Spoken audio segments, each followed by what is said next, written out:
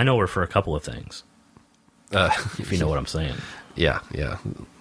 I do actually know what you're saying. Well, there's the Modern Family, and then she was in something else.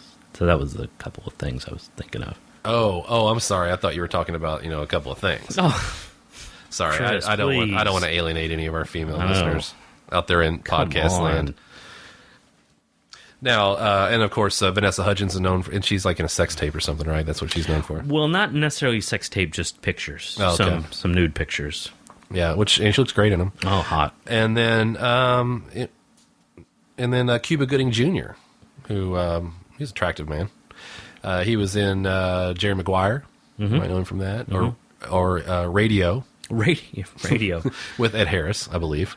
Oh, was Ed Harris was he in the control room in that movie? Yeah, he was actually Mission Control. Mm-hmm. It's actually the story of Gene Kranz and how he befriended a mentally challenged football manager. Actually, no, I'm just kidding on that. But no, Cuba Gooding Jr. obviously always puts in a good performance. So, I mean, this thing, like I said, this is pretty farcical. It's going to be over the top and fun, and I definitely think it should be worth seeing. I mean, if you're into that, if you saw the first one and enjoyed it, this looks like it's more of the same, if not even more over the top. So definitely, if you enjoyed the first one or enjoyed Robert Rodriguez movies in general. Except for maybe the Spy Kids one. I wouldn't, if your kids enjoy Spy Kids, I don't think this is for them, even though he plays their uncle in the Spy Kids series. Oh, and actually, I did see, I don't, maybe that's La Chameleon, I don't remember her name, but the girl from the first Spy Kids, she played the older sister. She grew up to be pretty hot. And she's actually in this movie. Okay, I'd be down with that. I'll show you that afterwards. She looks pretty good. Yeah, we also, we kind of went through the stars pretty quickly, but Jessica Alba, she's also really hot. Yeah, I missed that. Yeah, she's up at the top there. And Alexa Vega, which, I don't know her offhand, but I'm sure she's hot too. I'm going to assume she's hot. Yeah. So moving on to the next, we have The Fifth Estate. Tell them about this, Chris. Well, this is a sequel to The Fourth Estate, if you've seen... No, I'm just kidding. This is a dramatic thriller based on real events that reveal the quest to expose the deceptions and corruptions of power that turn an internet upstart into the 21st century's most fiercely debated organization. And that organization is WikiLeaks, right? Mm-hmm. This is, from what I understand, it's based on real events, but I have a feeling they kind of dramatized it to some extent because it looks like a little bit more of a cloak and dagger type of thing than what I remember that story being reported as. But it follows the story of Benedict Cumberbatch, who plays, what's his name, Julian Assange, right? Mm-hmm. Julian Assange. And if you know... Oh, Mr. Cumberbatch. He's been pretty busy lately. He was in the Star Trek, the second J.J. Abrams Star Trek movie that came out this year. Edge of Darkness, I believe was the name of that one, right? Mm-hmm. Which I really liked his performance on that. Now, Vince and I differ a little bit on that, on how much we like the guy. But I like him. Handsome-looking guy. No Jason Statham, but not bad. No, he's no Jason Statham. But I also really like his role as Sherlock Holmes in the recent Sherlock Holmes reboot on I believe that was a BBC reboot, right? With Bilbo Baggins. Mm-hmm. And I really like his work, so I'm interested to see what he does in this. He looks like he should belong in the House of Slytherin in this movie. He does. He has he has that look. He has that hair color. Yeah. It looks like a very serious drama with a message to it. I'm almost somewhat surprised that this is coming out so soon after, I guess they're striking while the iron's hot. However, there's still WikiLeaks things going on. There's more to this story to come. Yeah. Julian Assange is still, he's still out there. He's, as far as I know, he's, avoiding certain governments that would like to get a hold of him. So, this story continues. It's not done yet, but here we have a movie. But I guess we have material that's going to be a sequel out there eventually. Yeah, now the writers of this movie it's based on a book. Right. And the writers for this movie, the chief writers on it anyway, were the authors of the book. Right. So that usually bodes well for an adaptation, I think, if you have the actual writers involved. Yeah, the director, I don't have it written on here, but the director does have like documentaries under his belt. Okay. He's got more of that going on. than other type of movies. So I think this is going to be presented as more of a factual, almost maybe like Nixon Frost or something like that. But I think it's going to be fairly dramatized to throw in a lot of action. It looked like there maybe some more, like I said, cloak and dagger chase type, spy type of stuff going on. Mm-hmm. So I think it might be dramatized to some extent, but it's probably the kind of story that you can take the high points and kind of condense everything. Yeah, it also looks like it's pushing the message of free information and getting information out there and exposing the government. So, it's not really taking. I would say it's kind of taking a side. It's not a neutral look at this story. I would say it's definitely favorable towards Assange and kind of portrays, but it does portray him not only as somewhat of a hero, but an egotist at times. Now, one of the co-stars in this, Daniel Bruhl, is that the same guy that's in Rush that just came out? Mm-hmm. Okay, so that he's in a couple big time releases here right on top of each other. Yeah, you know what? I was kind of wrong on this Bill Condon to the director. I thought he was behind documentaries. Well, if Twilight, Breaking Dawn Part 1 and 2 are documentaries, then I guess I would be correct. I could have saved that for the podcast next week in our corrections and omissions. I was kind of wondering where you were going with that, but yeah. But he did direct Kinsey in 2004, right, which was a true story, which I saw that movie. It wasn't bad. And then, of course, in 1995, who could forget Candyman, Farewell to the Flesh? Which was a documentary. Which actually was a documentary. About Candyman. Yeah, which I don't really want to talk too much about Candyman because that movie, the original Candyman, freaked me out. Mm-hmm. He did also do Gods and Monsters, if you remember that. That was a good movie. I do. And then The Big C, the TV series, he did an episode of that, which I don't know which episode it was, so I can't tell you whether I saw that one or not. But I have seen that show. What does the C in there stand for? Country.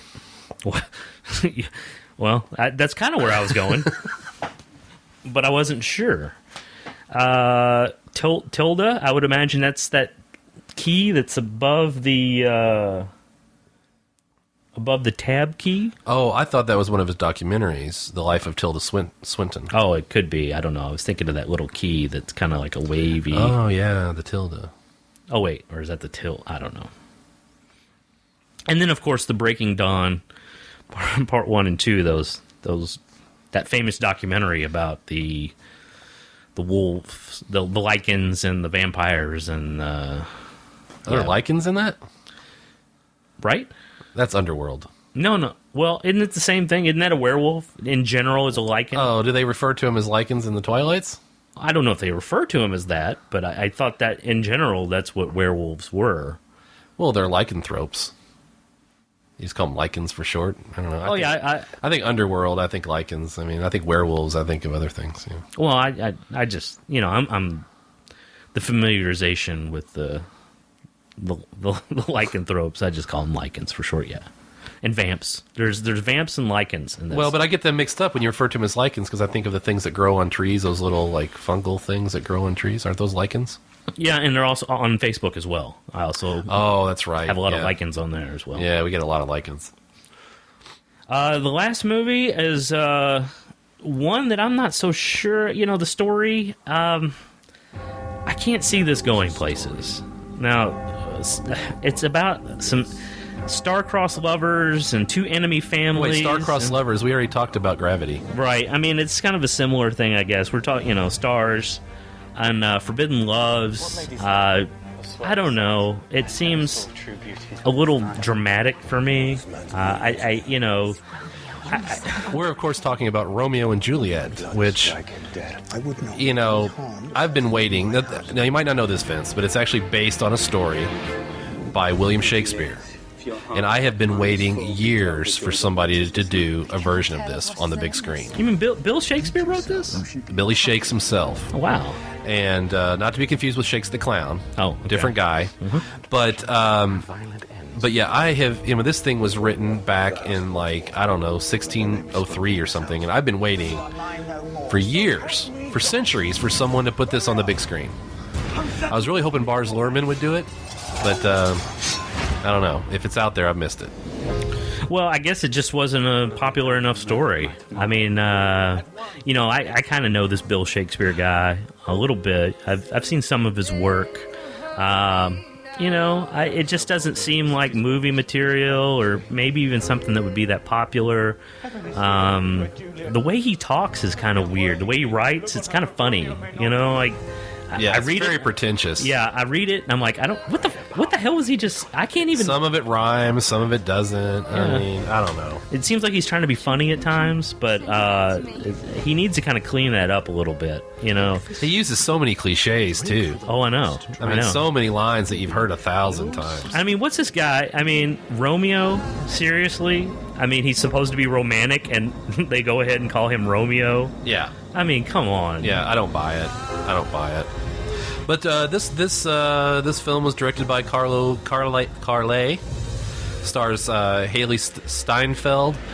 Is that Jerry's brother or Jerry's sister? Jerry's daughter, maybe. Oh, okay. Douglas Booth, Damian Lewis, which we mentioned earlier with Homeland, and Laura Morante. Yep, Damian Day-Lewis, who we know is Lincoln, I believe. Yeah, and Douglas Booth, John Wilkes Booth, great grandson. Oh, wow. Now, didn't Nick Cage and Ed Harris make a movie about that? I believe so, yeah. Mm-hmm. Okay. Now, Haley Steinfeld, besides being kin to Jerry, was she in the True Grit? Is that the same person? The original with John Wayne? No. Oh. And not the book, but the one with... I didn't think she starred in the book, but, that's... it's a possibility, I guess. The Cohen, version of that, the Jeff Bridges version. Oh, okay, sure. Is that her? With the dude. The dude was in that. Yes, she's with the dude. And then, of course, Jason Bourne is in that as well. Jason Bourne is in that? Yeah, isn't he? Well, I guess Matt Damon's in that. I'm not sure if he's playing the Bourne character. Well, Jeff Bridges isn't playing the dude either. But Jeff Daniels is in that as well. Wow. I think I can wrap this up by saying, Well, I don't know. This Romeo and Juliet, I don't know if it'll catch on. It's certainly no Twilight. No, not even close. Not the classic story of Twilight. Well, you can see all these trailers that we discussed at DTMMBmedia.com/trailers2. The 2 is just on the end of that, and it's 2 because this is actually our second round. I didn't even link to the first. I could have put 1, but I thought it might be confusing. And it's the number 2. It's not written out. It's not TWO or TOO or even TO. Right. It's the number 2. Trailers 2. And then it will take you to YouTube and the little section we set up for that. Now let's kind of wrap this up. We have gone over time by quite a bit, longer than we'd like it to be, but that's okay. Sometimes we've got to do that. We have a major blockbuster like Gravity to discuss. We can't skimp on it. I mean, some people are just going to skip right to that part, and I pretty much recommend that you do so. Of course, if you're listening to this, it's too late. You've already listened to the whole thing. And but when you listen to it for the second time around, which a lot of our fans do, they listen to it twice because they miss the little nuances. And there's actually a lot to be garnered from a second listen. Yes, you might hear something completely different the second time. I know I do. Oh yeah, I definitely do, because I really only listen to what I say when we record it. Right. Did you say something? What? I usually only listen to what you say. I don't even know what I'm saying. Oh, well, then we're both listening to me. Then it's amazing we're still in this business. Yeah. So let's do some plugs. I understand there's plugs. Yeah, we need like a theme song. If you like to make a theme song for plugs, you can submit that to our Twitter account at DTMMB Media, and we'll play it. But for now, it's plugs. I don't know. That's about as good as it's going to get. Yeah, we have a lot of room for improvement there. But, in a couple weekends on I believe, the 19th of October, Saturday night, 9 p.m., Steel Fins will be performing at Saints Pizza and Pub in St. Matthews in Louisville, Kentucky. Yep, so if you're in the Louisville area or maybe anywhere in the continental United States or Europe or Asia. That might be pushing it, but if you're within 12 hours of Louisville, Kentucky on the night of the 19th.